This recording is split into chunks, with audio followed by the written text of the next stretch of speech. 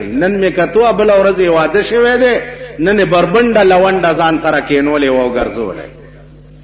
ایک په شرمونو مالو شرمې د خلا نکریزم نه دل تلی د لاسونو نه شرمې دلیا غاټ پختون دې صاحب غاټ بل می وکړو صاحب دلتا دا لارې ماره رنگای نن می کته جوړه کړي خزیدان سره په دغه سرک کینولې و په سکوټر مستریان اوس به د غریب څخه غم جاړي مونږ به د غریبانو مرګرتیا کوله چې هه دوی سره زیاتې کیږي او دا غریب نه لوی ځن طلاق نشته د وس نشته وس د وس نشته او ګربه مسکین اگر پرداشتے گربے مسکین اگر پرداشتے تخم گنجش از ہوا برداشتے و دی غریب پیشو کا چرتا وزر لرلے غریب پیشو مزوبہ تو وزر ورو لگاوا په دې املا او وایلو زوا نو دې غریبي پیشو کجرتا وزر لرل نو په هوا کې به د مارغانو بیړه تبا کړي هوا دا غریب ته تاسو مونږ چې لک خيو وسم نشته چاله چې سکوټر خدای ورکړي داغه حالو ګوره چاله چې موټر سایکل خدای ورکړي داغه حالو ګوره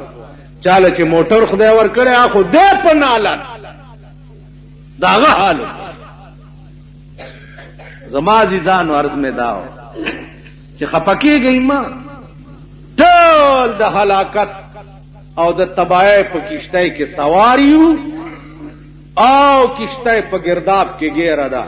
د غرقېدو انتظار کوي چې کله بغیر کی انتظار دا کوا دا انتظار مکوه چې په دې ملک بچرته خیر ورځي راځي تب خکیگی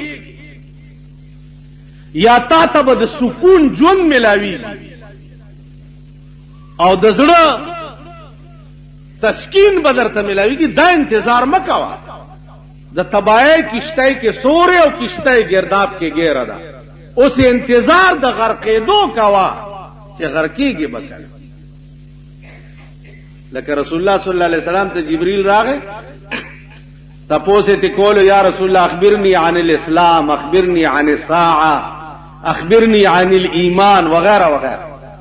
آخر کې تی تپوس کوي چې یا رسول الله اخبرنی عن الساعه په دې مې پوهه کړه چې قیامت وکړي علما لیکي چې ایمان اسلام احسان دا تپوسونه چې پیغمبر نه وشو دا هو کمال نو جبرائیل بیا د دې تپوسونو سره د قیامت سره مناسبت چې تپوس کول چې یا رسول الله قیامت وکړي مولانا شبیر لیکلی دي چې تپوس مطلب داو چې یا رسول الله ایمان احسان دا خو کمال دی او ور کمال سره زوال لازم دی کمال دی راته بیان کړو چې د زوال ورځم راته وخایا چې زوال به کړي عزیزانو دنیا کمال ته ورسېده دغه نه پاخوا نور څشتنه هغه کومه مزه ده چې تا پرې خوا کومه ګناه ده چې تا پرې خوا کوم عیش ده چې تا پرې خو نو کمال تک دنیا ورسېده اوس د زوال انتظار کوي چې زوال به کړي تاسو پوه شئ عرض میں داو چې قران کریم چې څه ویلي په دې شپاړه سنې یقین لرئ مولانا تنویر رحمت الله علیه ته یو سړی راغی و یو بزرگ ته یو سړی راغی چې صاحب دا د قبر معاملې به ما ته څنګه پته ولګي هغه ورته دا آسانه خبره ده که زه مړ شم کاغذ او قلم ما سره په قبر کې کېده او 3 ورځې پس راشه چې لاندې په ما څه تیري ابه مې درته لیکلي کاغذ به پاس کړو. څو ورځې پس بزرګ مړ شو، د ورسره قلم او کاغذ لاندې په لاحت کې کېښو، خبرې بند. 3 ورځې پس چې ورغی قلم هم پاس پروت دی او کاغذ هم پروت دی، پکې ورته لیکلي دي چې بچیا د قبر معامله ذوقي وه.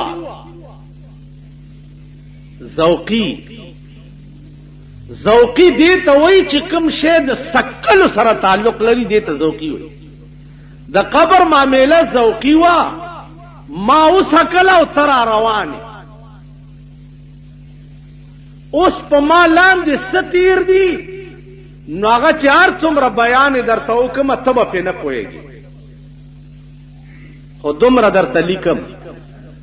چې رسول الله صلی الله علیه وسلم کومه نقشه د قبر په حدیث کې بیان کړې ده، په هغې 14 سنې ایمان لره، ځکه چې ما سره همغه معامله وشوه چې کومه پیغمبر په حدیث کې وایي. خیال م راغلی. نو عرض مې دا و چې انتظار اوس د دې کوئ چې کېږي به څه، نتیجه او انجام به زمونږ څه. قرآن کریم د خدای کلام. خبره مې دا درته لنډه غوندې کوله چې اسلام سره ټوکې خوند نه کوي، مخول خوند نه کوي. قرآن عام اعلان کړی دی چې یا ایها الذین آمنوا ادخلوا فی السلم کافة، ادخلوا فی السلم کافة ولا تتبعوا خطوات الشیطان. اے ایمان والاو، ادخلوا فی السلم کافة، پټول اسلام کې داخل شئ. ولا تتبعوا خطوات الشیطان، د شیطان د لارو اتباع مکه. افتؤمنون ببعض الكتاب وتکفرون ببعض، په بعضی کتاب ایمان راوړه او په بعضی مراوړه، دا کار مکوئ. نن وګورئ چې ستا په ملک اسلام نه څه ټوکې جوړي. نن ستا په ملک په رڼا ورځ سړی ولې تښتېږي؟ ځکه چې په ملک قانون نشته. یو ملک په اعتبار د قانون سره دومره یتیم او دومره خوار نه دی لکه پاکستان چې په ملک قانون نشته. هیڅ مجرم ته د خپل جرم سزا نشته. پلانی ځای نه سړی وتښتولو، پلانی ځای نه هلک وتښتولو،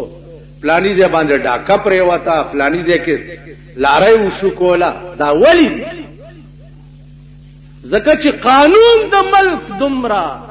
نرم دی چې سزا پکې نشته. زه درته د یو غل نه لاس پرې کوم، او په پاکستان کې دا आवाज وشو چې غل نه لاس پرې کیږي، ته وګوره چې ستا په ملک بیا څوک د غلا نامه وایي. سړی به بوځي، چټ به راشي چې 3 لکه روپۍ راولېږه، کینی کټ ورپسې راوړه چې مړې یوسي. موټر به وتښتئ، جواب به راشي چې 40,000 روپۍ راولېږه، موټر بوځه. دا ګناه د چا ده؟ ګناه د حکمران طبقې ده چې په ملک کې قانون تباه دی. په ملک کې قانون شته نه.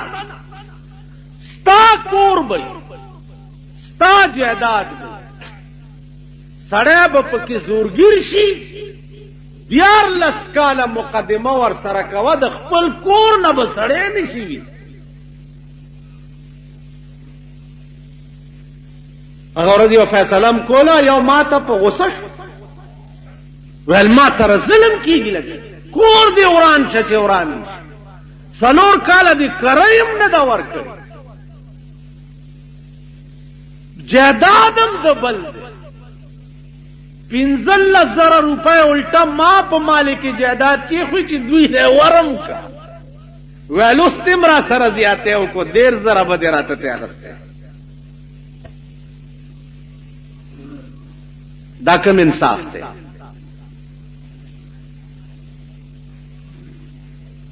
کرایدار خو د یو میاشتې اجارهدار وي 100 روپۍ میاشت مې یو ځای درکړی خو چې پهله تاریخ راغی 100 روپۍ دې راکړې او درته مې وی چې لرې کېږه یو سیکنډ به پکې نشي سارې دی کډه به بار ږدي دا خبره به په تاسو ښه لګي نه انصاف دا شی د ملک قانون دی صاحب 14 کاله به دیوانی مقدمه کیږي غړنجیږي را غړنجیږي تاریخ شو 24 شو 28 شو د بلې میاشتې 29 شو دا پلانې شو اربونه روپۍ په دې عدالتونو خرج دی د ملک د فیصلو دا حال شریعت قربان د شریعت نه شریعت خود جماعت خبره ده رای والا او را پیش کا او گواہی په وکا یا ته لاس خوس کا یا ته سر پرې کا او خبره اخلاص هغه آدم خوري چې رانیولې وي غړنجېده نن اعلان وکړو چې پانسی کوي څه چالي کړي آدم خور ماشومان خوړلي سوی خوړلي دي اته سلويختي خوړلي اته هم پیدا نه کړ بیا دوی دا آدم خور رانیولې ده په خپل زوی اچولې ده خپل زوی سره د دوی په مخ کې بدفعلی پې کړې دا د دوی هغه انټاروګیشنونه یو بادشاہ ډېر ناپوهه وزیرانو ورته وویل چې دا ته څه کې کومه خبره چې کې دا ملک شرمې او بس ګډې وډې ویل نو څه وزیرانو ورته ویل چې داسې به وکړو چې د بادشاهانو مخکې خو تا ته موږ نه شو ویلی چې دا خبره ته غلطه کوې خو داسې به وکړو چې ستا د خپې پورې به یو تار وتړو او اتار به داسې پټ پټ بوزو مونږ ځان سره به کیږي خو چې ته بادشاهانو سره خبره کې او کوم ځای غلطېدې نو مونږ به اتار راکاږو نو ته پوهېږه خبره په بله اړه وه ویل ډېر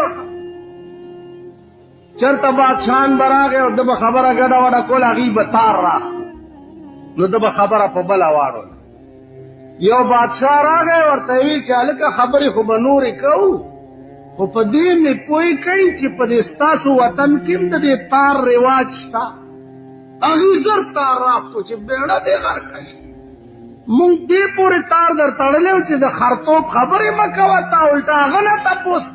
نور بادشاهان دلته کمقل دومره چل نو عزیزانو خبره دا ده چې هلته خو وزیران هوښیار وو که بادشاه ساده هم نو کار چلېده چرته چې ټوله معامله دغسې یا د ښارونی او د کارغه کیسه وي کارغه او ښارونی په جګړه دي نو نوشیروان بادشاه په لاره روان او بختک وزیر ورسره چې وزیر ورسره دی نو نوشیروان پې تپوس وکړو چې هلکه دا ولې په جګړه دي دا کارغه او دا ښارونی وی صاحب پرېږدی وی نه حل ووایه وی جي خبره دا ده چې دا کارغه راغلی دی د ښارونی نه لور غواړي او ښارونی نه ورکوي وی چې نو بیا وی دې ښارونی ورته یو شرط ایښی دی چې لور به هله در کوم چې 100 ښارونه د دې لور په مهر کې وران شوي راغی وی دا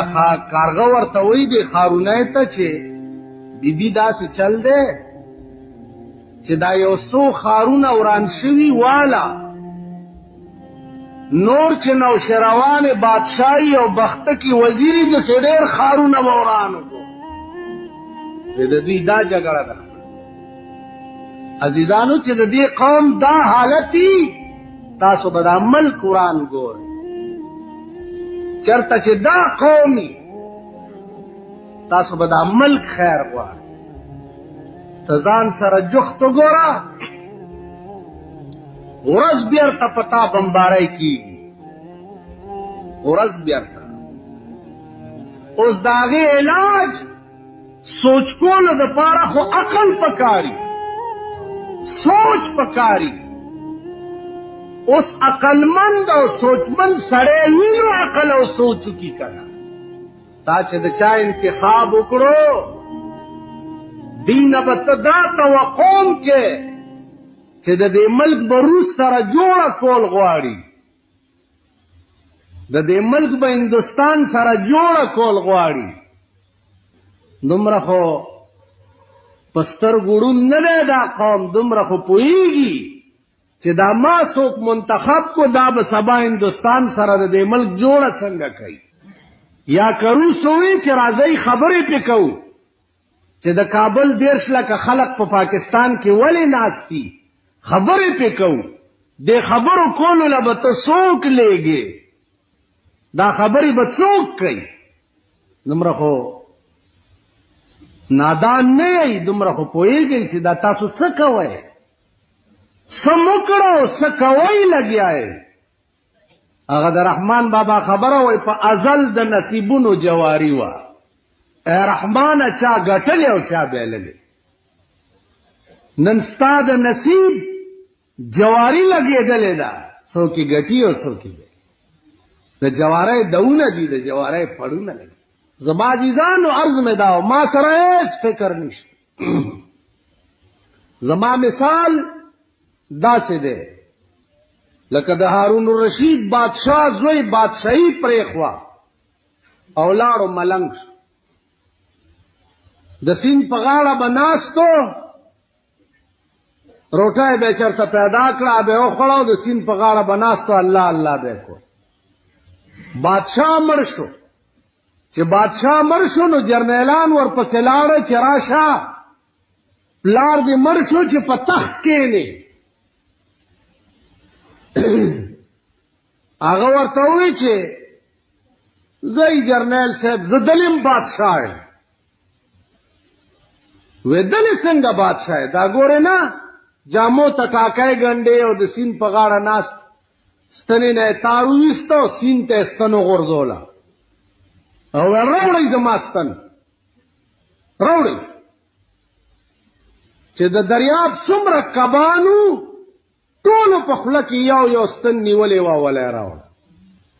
ویل هم لیده زه دلیم بادشاه یم چې جرنیلانو ډېر تنګ کو نو جرنیل ته وایي چې یا صاحبي لا تغترر بتنعم یا صاحبي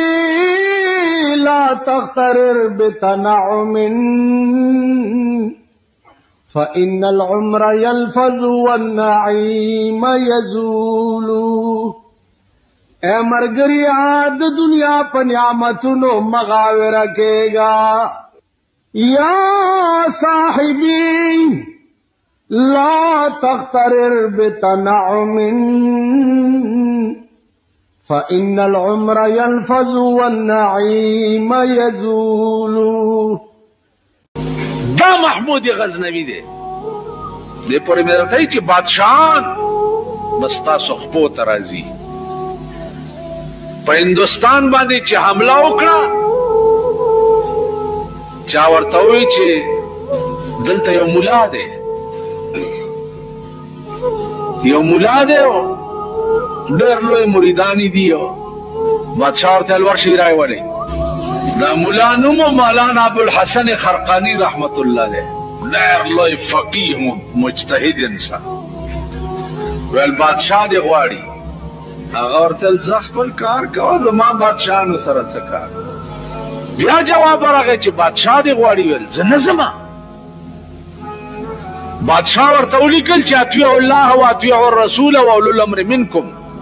خدای ویلي دي چې د اولو الامر اطاعت کوئ، د بادشاہ اطاعت کوئ، ته څنګه نه راځې زما په حکم؟ ابوالحسن خرقانی ورته دا کاغذ په شا ولیکل چې په دې آیات کې ترتیب دی محموده، ته پې پوهېږې نه. اول اطیع الله دی، بیا اطیع الرسول دی، په دویمه درجه کې درېمه کې اولو الامر دی. نو زه د خدای د بندګۍ نه م لاوزګار نه یم، مخکې رسول پاتې دی، نو ته خو درېمه درجه کې ستا اطاعت څنګه وکړم؟ دا خط بادشاہ ته ورلیږي چې محمود غزنوي ته خط راغی، حیران شو چې محمود غزنوي ته خط راغی، حیران شو. ویل زه پخپله ورځم. اوس چې بادشاہ جواب وکړي مونږ پسې چې ملا صاحب وزیر اعلی صاحب دی غواړي، الله بیا په ګومنځو پسې ګرځم چې په کوم برش ګیره برش کم، کم ریګمال په ځانو مګم. وزیر اعلی صاحب غوښتی یا وزیر اوقاف صاحب غوښتی. وزیر اوقاف کې څه دي؟ خو د غلو پنډیری دی، دا د سود د زکات پیسې دي ورسره، نور ورسره څه شی. اوس ابوالحسن به زه کوم ځای نه پیدا کوم او محمود غزنوي به کوم ځای نه پیدا کوم؟ وہی نہ وہ غزنوی میں مزہ رہا، نہ وہ خم ہے زلف ایاز میں، نہ وہ غزنوی میں مزہ رہا، نہ وہ خم ہے زلف ایاز میں، نہ وہ حسن میں رہی شوخیاں، نہ وہ عشق میں رہی گرمیاں. ناغه محمود غزنوی پاتې شوی او نه د ایاز په زلفو کې هغه کوږوالی، نه په عشق کې هغه ګرمي پاتې شوی ده، او نه په حسن کې هغه ناز و نزاکت پاتې څوک دي؟ گل گئے گلشن گئے، گل گئے گلشن گئے، اچھے اچھے مر گئے، للو بٹیرے رہ گئے. خمړ شو او کدو کریلا او للوانو دغه زمون مشران دي او دا زمون کشران، دا پاتې مونږ دغه ته پاتې. محمود غزنوي په خپله ورغی ابوالحسن خرقاني ته چې ورننوتو. نو ابوالحسن خرقانی ته اطلاع شو چې بادشاہ راغی. هغه راځي دي دی په یو جونګړه کې ناستو، نو لاس یې والا په ناستې ورکو، ورته پانسې بادشاہ ته څه چلو شو، پانسې. ابوالحسن خرقانی لاس ورکو، ورته پانسېدو. څنګه راغلی ورته؟ په سومنات باندې حملې کولو ته راغلی د هندوانو په دې لویه بتخانه باندې. ابوالحسن خرقانی ورسره خبرې اترې وکړې. یو خلقه خپله ورکړه، وی چې په کومه ورځ په سومنات حمله کې دا خلقه واغونده او 2 رکعاته نفل وکړه، الله به دې کامیاب کړي. چې محمود غزنوي تلو، نو ابوالحسن خرقانی ورته پاسېد، رخصته یې. نو محمود غزنوي د لاس نه ونیوه، وی صاحب چې زه رالمه نو مېلمه وم، ته راته پانسېدې او چې اوس هم نو راته پاسېدې، دې کې څه راز دی؟ ویل چې ته رالې ځکه درته پانسېدم چې ستا په سر کې د بادشاهۍ نشه وه، نو دا مې درته ثابتول غوښته چې په دې ځمکه داسې خلک هم اوسېږي چې د محمود غزنوي بادشاهي په یو کونجه کم نه. ویل نو اوس ولې پاسېدې چې ځم؟ ویل اوس ځکه پاسېدم چې زما په تقریر ټوله نشه ستا د سر نه ووته او ما غوندې ملنګ شوې، نو د ملنګانو قدر پکار دی، نو ځکه درته پاسېدم.